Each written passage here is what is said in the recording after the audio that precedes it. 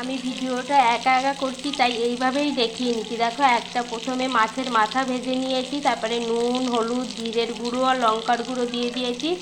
এইবার লাউটা একটু সেদ্ধ করে নিয়েছি, লাউ ঘন্ট বানাতে রেখেছি, আমি লাউটার মধ্যে দিয়ে দিয়েছি।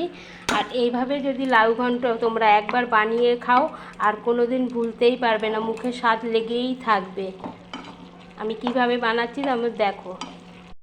এখানে দেখো, আমি কিছু বাদাম আর সাদা তিল ভেজে নিয়েছি, এখন এটা আমি পেস্ট করে নেব।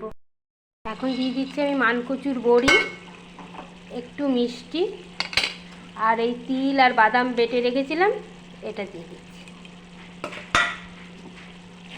এইটা দিলে দুর্দান্ত একটা স্বাদ আসে, এই তিল আর বাদাম বাটা। তোমরা একবার বন্ধুরা এটা বানিয়ে খেয়ে দেখো, গরমের দিনে দারুণ লাগবে রেসিপিটা।